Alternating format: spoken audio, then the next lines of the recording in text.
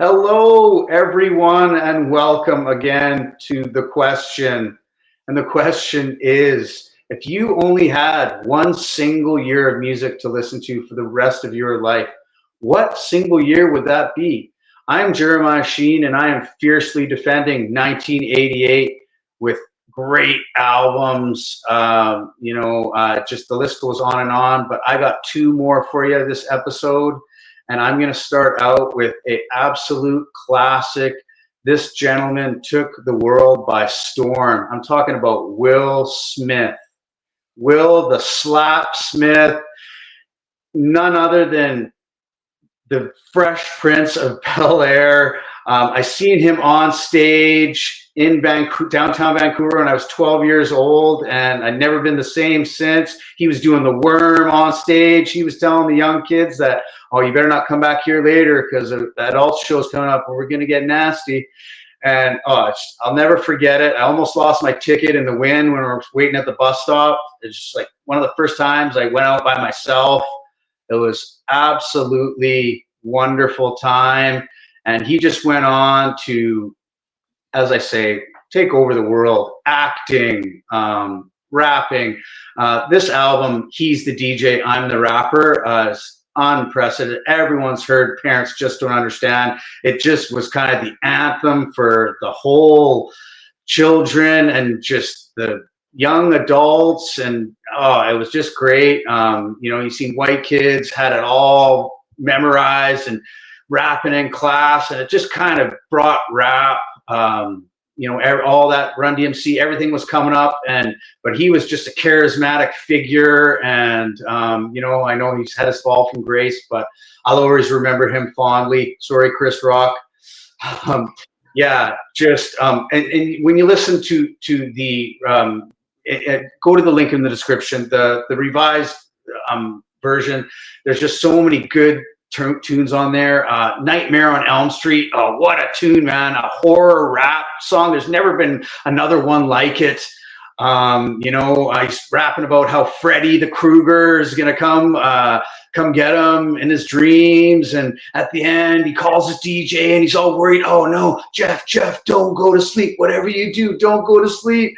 And just you got to check it out. It's unbelievable, and just the DJing from DJ Jazz. He's one of the pioneers. Just unbelievable. Just great. Brand new funk. First out the limo. Song about his bodyguard, Charlie Mack. Just so you got to check it out. It's absolutely wonderful. Even if you don't like rap, you got to choose this year. You got to choose this single year here. And this is it. I'm telling you, 1988. I love it. And I'm an 80s junkie. And my next album is from the 80s, 88. And a band that flourished in the 80s. Glass Tiger, just wonderful. Great voice on the lead singer. Great rhythm, guitars. Just anthems. Very memorable songs all over Canadian radio. Just love Glass Tiger. They put out many great albums, but Diamond Sun, one of the better albums from Glass Tiger, in my opinion, for my wonderful year of 1988. My cousin Ryan is here with us tonight. He is fiercely going to defend 1994. I love 1994, but I just don't know if it's better than 1988. But he is going to tell me why 1994 is his favorite single year and how he got to that. Ryan, let me know. Hey, Jares. So did a lot of research and listened to the music, and 94 for me was the best year ever because it just wasn't dominated by one sound. We had a collision, hip-hop hitting golden age, alternative rock peaking, punk kind of going mainstream. We had some of the greatest debut albums of all time. And it was just a cultural shift from the kind of 94 in general. We had genre-defining records. And it's some of the best rap albums like Nas, Illmatic, Biggie, Ready to Die, Outkast, Southern Playalistic, Scarface, The Diary, Method Man's first solo album, To Cal, Redman's second album was a great one. There's a Dark Side. So we had all those great rap albums. There's more that I'm missing, but those ones are definitely notable. And then we had some of the best punk albums: Green Day, Dookie, Offspring, Smash. Kind of opened the doors for NoFX and Bad Religion, who had good albums that year as well. And we had some, Nirvana's final album and Soundgarden's Super Unknown, Weezer's Blue Album. Bush had good album that year. Stone Temple Pilots. Yeah, I love all of those, man. Love all of those ones that you just said. All the last 12 were all near and dear to my heart, definitely. I would definitely miss all those albums. People look for those coming up in my albums that I will miss. For sure. So yeah, like and then debut albums too. Like we had some of the best debut albums that year for legendary artists. We had a good soundtrack year for soundtracks and movies. It was an all around good year for everything. We had a bit of everything and just big hits, good artists coming out, and just the diversity and the cultural longevity that these albums have maintained through all these years. Yeah, no, it's 94. I love the 90s. I was a young man in the 90s, just getting into high school, and everything I listened to had an effect on me for sure. So it's quite awesome. Do you want to tell me about your 3 favorite albums from 1994? Definitely, and that leads into my favorite album from 1994. Oasis, Deathly Maybe. Their first album, in my opinion, one of the greatest debut albums ever. It kind of started the Brit rock, Brit pop dominance, and Wonderwall, and this was the year before Wonderwall. We had Rock and Roll Star and Live Forever, Supersonic, Cigarettes and Alcohol, Slide Away. It was so good that What's the Story, Morning Glory came out in '95. And that was just back to back for them, but it propelled them into greatness. And I listen to that album still so much to this day. It's this hungry Oasis trying to prove a point. And my second favorite album, Beastie Boys' Ill Communication. In my opinion, one of their best albums. It was love that album. So good, so good, and it was one of their. They really took off, and it bridged, rap fans and punk fans and alternative fans. That album had everything on it. It had rap. It really showcased their musical talent. Obviously, Sabotage on there, one of the greatest best videos of all time. Yeah, Sabotage. Sabotage, so good. And that album you just hit play, and it's you just go on a nice trip, and it's a really good album. And then my third favorite album is Dave Matthews Band, Under the Table and Dreaming. This album for me, it took when I first heard it, I didn't it grew on me after a long time. And then the more I got into Dave Matthews Band, it was kind of, this album was the one I kept listening to the most. We had Ants Marching, which is just a really good song. And it's like a jam band that went mainstream, that without losing their credibility and their integrity. They still had that underground following, that cult following. And their sound still sounds unique today. And that album, I think, is still ahead of its time. It had sax, violin, there was jazz influences. And it proved that radio play could handle real musicians on it and not just watered down pop music. Pop, yeah, definitely. But I don't know Dave Matthews Band that well. I remember when I have listened to them, I have enjoyed them. But definitely an influential album of that time. And it's just kind of crazy about how you think back and over about everything. And now it's time in the show where we reflect and think about, man, if I have to choose this single year, I am going to miss some albums dearly. So now it's time in the show where I'm going to tell the folks about 3 albums that I will miss dearly. And, I got a wide range of likes and So I'm going to start with a band called the Diggable Planets. They were kind of big in the 90s and just had this kind of far out style, rap style.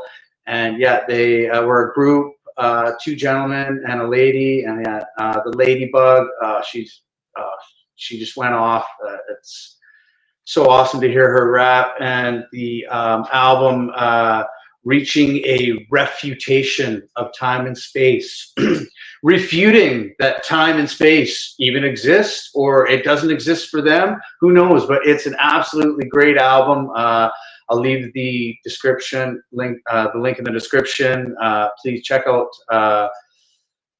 Reaching a Reputation of Time and Space. Great album. My second album, I'm gonna go back to the Cars, one of the greatest studio bands of all time. Sorry, boys. Yeah, I've just heard their live performances weren't so overwhelming, but in the studio they were gods. If they could practice that riff a million times, oh my, just Face Melter City, Face Melter Candy, and just a lot of emotional songs, lyrics. The lead singer has, obviously had a lot of heartache in his life, but Candy O, just the songs, it's just one of those albums. Put it on and leave it, and the songs blend perfectly, and just a lot of earworm lyrics, and just love the Cars. Candy O, I'll leave the link in the description. Check it out; it's absolutely amazing. And for my last album that I'm going to miss dearly, the B-52s came to popularity late 70s, early 80s, and kind of led this charge, this movement in the New York, kind of Soho clubs and things, and just kind of playing this beach rock, surf rock that just no one was kind of into. And they were just the best group. They had the two Voices of Angels out on the side all the time. They had a lead singer that just went off. Like, oh man, he is absolutely amazing. You got to check out their debut album, self-titled B-52s, songs like Rock Lobster, and oh man, just link in the description. Check out the B-52s. They're absolutely amazing. So Ryan, tell me about 3 albums that you're dearly gonna miss because you can only listen to 1994 now. Yeah, for 3 albums I'm dearly gonna miss is Abbey Road from the Beatles. It's one of my favorite albums of all time, and just from start to finish, there's so many good songs and unforgettable songs, and I'll always just associate that with my time in England, and it was just a soundtrack to my trip there. And just an amazing album, and it was their last album technically before they split up, so it has a cultural significance. It's been named one of the greatest albums of all time by many different media outlets, so I will definitely miss that one. My second album would be Whitey Ford Sings the Blues from Everlast. Awesome, love that. Know what it's like. That was beautiful. Beautiful. That's a great album, and it was my coming of age. You couldn't go anywhere without hearing that song for years. It propelled him to superstardom. Love the album. Yeah, it was a great album, and it came right at my coming of age when I was still a teenager in high school, and it kind of led me into more of my underground rap that I listened to a lot. After that, he was kind of like the catalyst to kind of introduce me into a lot of those, and even I listened to House of Pain before that, so it was good to see him kind of get his album and propel him into the mainstream and show off his his musical talents. And then my third album was definitely going to be Rage Against the Machine's debut album, self-titled, all-timer. Killing in the Name, Bullet in the Head, Know Your Enemy, just raw, visceral. Killing in the name of, oh man, people were bumping that up and down the street all night. Parents were scared shitless. Oh man, and the kids were just screaming and yelling it in their bedrooms. Everyone loved that album. Yeah, just amazing. It's gonna, in my mind, just kind of changed rock just a tiny bit going forward. Yeah, Love it. It was definitely a defining album that came out in '92, so 2 years before '94, but it kind of paved the way for a lot of the music that came after it. For sure. So awesome. Okay, well, here comes time in the show where, we're thinking about this single year, and we're still thinking about the artists that we're going to miss that didn't come out with albums in our single year. I love all kinds of genres, all kinds of artists, including, I'm an 80s junkie. I will say it over and over. And the Motels, Martha Davis, just absolutely amazing.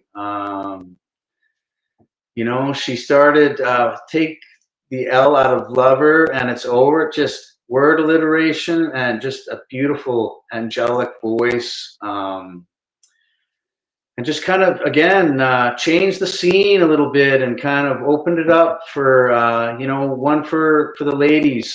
Definitely, she took that group and took them into superstardom. Their early works were considered, dirty. I don't know if you know, just kind of unpolished, but just so amazing and just earworm, just very memorable. And I'll leave the link in the description for the Motels. So many hits. Famously covering Only the Lonely. It was just a great cover. A lot of people love that song. And my next band is a completely it's one of the best completely well-rounded bands. They are so many things in one. You get a rock and roll band, sometimes you get a punk band, sometimes you get a Christian band, sometimes you get a country band, but they're always the Violent Femmes. If you check out their best of record, it's just a wild ride of emotion and darkness and addiction and just, oh man, and just every guitar riff, like just so many. Blister in the Sun, of course, the famous Wendy's commercial. Let me go on like a blister in the sun. Like, oh my God, like what a huge hit. That's how they actually got discovered by Christy Hine and the Pretenders. They were out a opening act and they were busking on the street. And I'm not sure if it was Christy Hine herself or a scout, but kind of it's like, hey, you guys busy tonight? You want to open for Christy Hine and the Pretenders? And the rest is history. They just kept making album after album after album in the 80s and I believe into the 90s, and just hits and multi-genre. Just, oh man, like they can just go from one thing to another with ease and just with pure skill.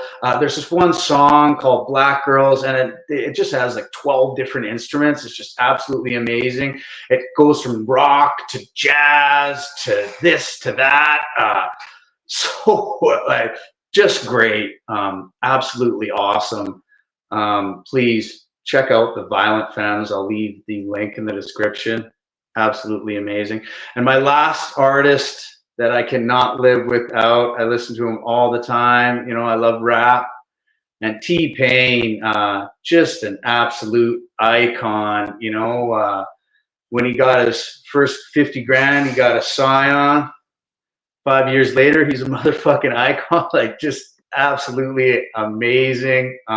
Anything he puts out, the mixtapes, just bow down. T-Pain, I heard he's playing video games on Twitch these days and making just dollars. I love him as an artist. He just does everything. He went out and did a tour where he did it with no auto tune and just sung his tunes, and he's an amazing artist. Started from nowhere, came to the top, came back, and he's been at the top ever since. And just amazing artist. Please check out T-Pain, link in the description. He's featured on everywhere, and he's got his own stuff. T-Pain. So Ryan, tell me about your 3 favorite artists that you were missed dearly because they didn't come out with the album in '94. Well, for me, it's two artists that are from the same kind of musical genre, and then so we got the Midnight. Definitely miss them. They're probably right now one of the bigger synthwave artists, and that's what I mainly listen to nowadays. And they don't really release or have an album that I don't like. I can always put their music on at any time, any mood, and it's just great. I heard they got killer album covers, the Midnight. Yeah, our cousin Aaron's done a couple of their album covers, so that's great. Little connection with the family there, and they're a great band. I really want to see them live. We missed the chance a couple of years ago. We went to Vancouver, but ended up not going. And but hopefully I can catch them again next time. My second artist is Mitch Murder. Now he's a bit more underground, but he's a synthwave artist. We'll put the links in the descriptions. I encourage you to check out the Midnight and particularly Mitch Murder. He's from Sweden. And the thing I say about him is if I had to pick someone to make the soundtrack of my life, he would probably be the one to write it. He is very versatile, and he's got a blend of synthwave and music ranging from Japanese city pop all the way up to like hard just synthwave beats. Everything he's ever made has been great, and I highly encourage you to listen to him and just kind of discover. Sounds amazing, man. He's very good. I never heard of him, to be honest. No slag on him, but yeah, Mitch Murder. Yeah, I'm gonna have to check that out. I'm gonna have to immerse myself in that. Which I want the other the folks that are watching. Listen to a genre that you've never listened to before. Listen to a song you never listened to before. Sorry, Ryan, continue. And then the third band is, I don't really need, it's the Beatles. And they speak for themselves. One of the greatest bands of all time. And they basically, in my opinion, changed music. And we're the very first pop band. And, for the 10 years that they were in in band, you got to watch them grow from the very beginning and watch them evolve. And they basically dominated their era of music. And they are still influenced. They influence pretty much every musician at some point, even if they don't want to admit it. The Beatles changed music, and there are just so many albums that I can listen to over and over from them. So I would definitely miss them dearly. Yeah, no, that's, I can't agree with you more. They are absolutely groundbreaking, changed rock and roll forever. And, that's why I guess they decided to come out with a compilation in 1988 because, hey, if you jump on the 1988 wagon, you also get to listen to the Beatles. You got rap just coming, into its own. You have a lot of classic rock gods that came out with an album that year. You have the list goes on and on and on about 1988. And I'm sorry, young man, but I don't think you've convinced me today. I think I'm still going to stick with 1988. I love 1994. I love everything, a lot of stuff that's come out that year. But I'm going to have to stick to my guns, and I think I'm going to stick to 1988. But, man, I've loved talking with you here about your likes and, what you're into. And, I hope the viewers kind of get, a picture of the kind of guy you are and, the kind of music that's kind of your taste. And, maybe they like some of the stuff. Maybe they, like none of it. Maybe they've never heard of, so the synthwave artists, some of them are newer and, that's okay. Synthwave is coming into its own, it's going to be so big, maybe one day we'll do a whole show just on synthwave artists. Anything's possible on the question. We are on a mission to find the one single year, and everyone's going to be different. It's a mission for the most well-rounded year in my mind, because it's only one single year, and that's all you got to listen to. So you want the best, variety and stuff to listen to. Thank you very much, Ryan, for being here tonight and debating your year, 1994. And that's all we have here tonight on the question. Please like, subscribe, and please, people, I've noticed I've asked you to leave in the comments just your votes. If you don't want to be a guest, please leave your votes in the comments. What's your favorite year? What's your favorite albums from that year? I'd really like to hear from you in the comment section. That'd be wonderful. So we can start getting a bank up here, building up a bank of votes, and getting to know people and what their likes are, and finding out what is the most well-rounded year. Thank you very much, everyone. It's 94. Thank you, everyone, for joining us tonight. Good night. It's a pleasure. Peace.